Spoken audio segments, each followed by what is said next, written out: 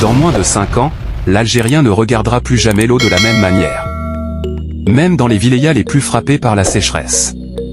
Même dans les villes qui vivaient au rythme des coupures. Parce qu'une décision historique a été prise. Une décision silencieuse, mais radicale. L'Algérie a décidé de fabriquer son eau. Pas demain. Pas dans 20 ans. Maintenant. Ce n'est pas une promesse politique. Ce n'est pas un discours. Les usines sortent déjà de terre. Le chantier est lancé. Et ce qui est en train de se construire va bouleverser le quotidien, l'économie, l'agriculture et même la stabilité du pays. Reste bien jusqu'à la fin, parce que ce que tu vas comprendre à la fin de cette vidéo va te choquer. Avant de continuer, abonne-toi, partage cette vidéo, parce que ce que tu vas entendre ici, très peu de gens en parlent clairement. Numéro 1. Le paradoxe algérien, un pays riche. Mais asséché. L'Algérie a toujours vécu avec un paradoxe brutal. Un pays immense. Un pays puissant. Un pays riche en ressources. Mais avec une vulnérabilité silencieuse, l'eau. Pendant des décennies, le pays a avancé avec un climat rude, imprévisible, et des infrastructures hydrauliques qui n'ont jamais suivi la croissance de la population. Dans les années 90, on parlait déjà de stress hydrique. Dans les années 2000, on parlait d'urgence. Aujourd'hui, on parle de survie stratégique. L'eau n'est plus seulement une ressource naturelle, c'est devenu un outil politique. Un levier économique. Un facteur de stabilité sociale. Quand l'eau manque, tout se dérègle.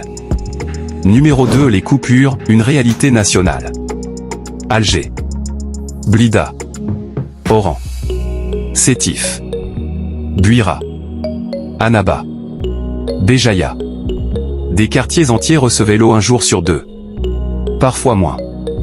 Des familles se réveillaient à 3 heures du matin pour remplir des bassines. Des immeubles vivaient au rythme des citernes improvisées. Des camions-citernes devenaient la seule solution dans certaines régions. Chaque été, la même question revenait, pourquoi un pays comme l'Algérie n'arrive pas à sécuriser l'eau? Numéro 3. Une dépendance dangereuse. La réponse est simple, mais lourde. Pendant trop longtemps, l'Algérie a compté sur 3 sources principales, les barrages, les nappes phréatiques, les pluies. Le problème? Aucune de ces sources ne suit le rythme d'un pays de plus de 45 millions d'habitants. Les barrages se vident plus vite qu'ils ne se remplissent. La pluviométrie baisse depuis plus de 20 ans. Les nappes phréatiques sont surexploitées. Même les régions autrefois favorisées ont fini par être touchées. L'Est, le Nord et le Sud, parfois réduits aux camions-citernes pendant des années. Pendant ce temps, la population augmente. Les villes explosent. L'agriculture a soif. L'industrie consomme toujours plus. Ce modèle était condamné. Numéro 4. Le virage historique, le dessalement. Il fallait une solution. Une solution nationale. Durable. Massive. Radicalement différente. C'est là que l'Algérie a pris un virage historique, le dessalement de l'eau de mer. Pendant longtemps, ce projet semblait inaccessible. Trop cher. Trop complexe. Réservé aux pays du Golfe. Mais la réalité a changé. Les technologies ont évolué. Les coûts ont baissé. Les procédés sont devenus plus efficaces, plus propres. Et surtout, l'Algérie n'avait plus le choix. Numéro 5. Un réseau géant le long de la Méditerranée. L'État lance alors un chantier colossal. Construire une chaîne complète d'usines de dessalement tout le long de la côte algérienne. Pas une ou deux stations. Un réseau stratégique national. L'objectif est clair, même en cas de sécheresse totale, les villes algériennes doivent être alimentées. On parle de stations géantes fonctionnant 24h24. Des centaines de milliers de mètres cubes d'eau purifiée chaque jour. Des pipelines modernes. Des stations de pompage ultra puissantes. L'Algérie veut produire une part massive de son eau potable directement depuis la Méditerranée. Une eau stable. Contrôlée. Indépendante des saisons. Numéro 6. Le quotidien transformé. Imagine un pays où les robinets ne s'arrêtent plus. Les coupures d'été disparaissent.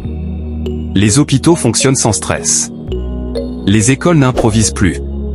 Les familles ne se demandent plus s'il y aura de l'eau demain. Pour les villes, c'est une renaissance. Pour les ménages, une libération. Numéro 7. L'impact économique massif. Aucune économie moderne ne fonctionne sans eau. Pas d'usine. Pas d'hôtel. Pas d'industrie alimentaire. Pas de chimie. Pas de pharmacie. Une ville sans eau est condamnée à stagner.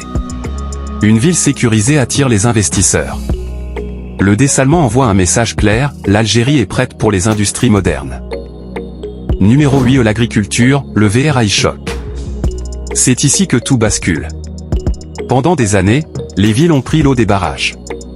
Les agriculteurs passaient après. Avec le dessalement, le schéma change. L'eau potable vient de la mer. L'eau douce est redirigée vers les champs. La pression sur les nappes baisse. Résultat, surface cultivable plus grande. Récolte plus stable. Dépendance aux importations réduite. C'est un projet de souveraineté alimentaire. Numéro 9. Modernisation ET emploi. Le dessalement oblige à moderniser les réseaux, les conduites, les stations, les systèmes de contrôle. Chaque usine devient un pôle économique. Ingénieur, technicien, maintenance, logistique. Des milliers d'emplois directs et indirects. Numéro 10. Le VRI enjeu stratégique, la partie qui choque. Voilà la vérité que peu de gens disent clairement. Un pays peut survivre sans pétrole, sans gaz, sans mine. Mais aucun pays ne survit sans eau. En décidant de fabriquer son eau, l'Algérie ne sécurise pas seulement des robinets. Elle sécurise sa stabilité, sa croissance, sa souveraineté, son avenir. L'eau n'est plus un pari climatique. C'est une certitude industrielle. Et ça change le destin d'un pays entier. Dis-moi en commentaire ce que tu penses de ce choix stratégique. Tu viens de quelle wilaya? Abonne-toi pour ne pas rater les prochains méga projets africains.